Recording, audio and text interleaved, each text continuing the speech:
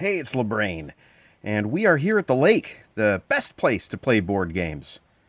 And today we're going to unbox one of these reissue Star Wars board games. These are games that I had as a kid, but when I had them as a kid, they did not come with these action figures. These action figures were not available in the vintage line. This here is Governor Tarkin that we were always missing.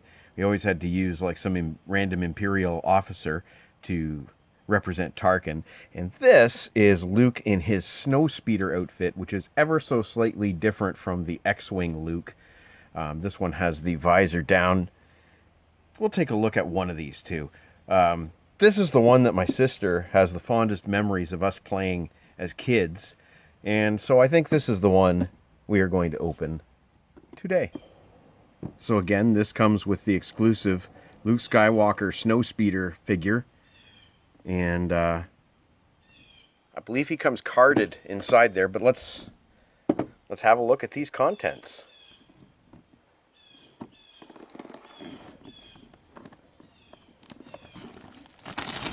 I would have had this game back in 81, I guess. So 1981, that's 40 years ago that I would have originally had this game. And here are the contents, pretty much as I remember them. These little Millennium Falcon tokens. Oh, there's a snowspeeder now. That's new. Huh. Interesting. That wasn't there when I was a kid. That's a new piece. But I do remember these Force and Incident cards, although that's a lot more Force cards than I remember. This spinner was always the weak link in the original game. But this looks to be a little bit sturdier. It comes pre-assembled. The original one, you had to put the needle in yourself. Let's take a look beneath this piece of cardboard here and see what's up there. Oh yeah, look at that. There's a Luke figure on a card, and it's not the same as the old card, which would have had pictures of all the different figures available. The Star Wars Retro Collection is inspired by 1980 Star Wars figures and features original figure design and detailing. So here's Luke, Retro Collection, and he comes with his little grappling hook gun that he had when he was the snowspeeder pilot, and he also comes with a blue version of his lightsaber. Now that's significant for two reasons. This lightsaber mold, the first time it was made available was with Bespin Luke, and I believe it was a yellow blade. This is the first time it's been available in blue. And the Luke that came with the X-Wing outfit came with a blaster, like a regular pew-pew blaster. And this one comes with the grappling blaster. So that's kind of cool. Yeah. And we have here the instruction booklet.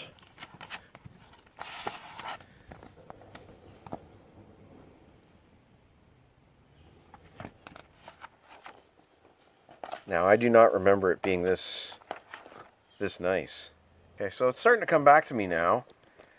You had to collect these Force cards, and once you had enough of them, you could challenge certain characters. And I believe the way you defeated those characters was to spin and land on their color bar. So, well, that is right on the line. But to defeat Darth Vader, you would have to either spin a 3 or a 13, and so on and so forth. And you can see some characters are easier to defeat than others. These two, giving you 6 options to land on, and so on and so forth. And here's the board. Let's take a look at the board.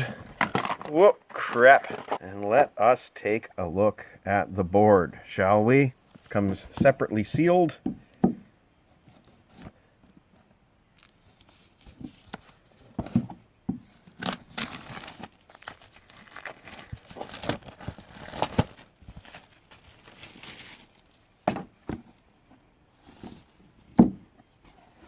There it is. Yeah, that's how I remember it. Although it seems brighter and more vibrant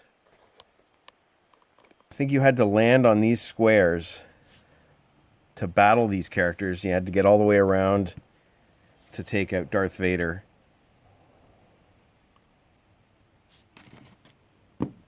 Cards go there. So why not, eh? One neat feature that these little tokens have is that since you're all starting on the same square, these are stackable. And it looks like the Snowspeeder follows suit. Yeah. That's pretty cool. The Snowspeeder is definitely a new token. So that's kind of neat that this has differences from the old vintage game that we used to play as kids. Choose your token. Use the Snowspeeder token in place of one of the Millennium Falcon tokens if you'd like.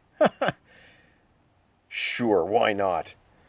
So the way I remember it, these Force cards are just tokens. You collect a certain amount of them so that you can battle certain characters. But the incident cards would be different. They would have instructions on them. So why don't we open up the incident cards and see what they say. So there are the incident cards. Yoda teaches you to master the Force. Draw 2 Force cards. Oh. These have to be shuffled, apparently. So it looks like they either give or take Force cards. Maybe. Do they take? Or do they just give? And they also advance you across the board. Collect 1 Force card from each player. There you go. Lose 1 Force card. Okay, so you get an idea for the type of incidents you will have to deal with in this game. Thanks for watching. This has been the Star Wars Empire Strikes Back reissue board game with the Luke. You want to see this open too, don't you? Yeah, you do. Don't lie to me. You want to see this opened, and I do too. So why not? Let's open this. It's not a vintage, so let's do it. This is the first time I've opened a Star Wars figure like this in a long time. They didn't come with these little inner trays back then. They came loose in the bubble with the accessories like the lightsaber and the gun taped to the inside of the bubble. Wow, this really feels familiar. The original Luke, X-Wing pilot Luke, was one of my favorite figures ever. And just like getting an original Kenner figure, the limbs are really, really tight. So, lightsaber. And there he is with the blue lightsaber that he used to slice a hole in the belly of that AT-AT. So that's cool. That's really neat. And there's the card.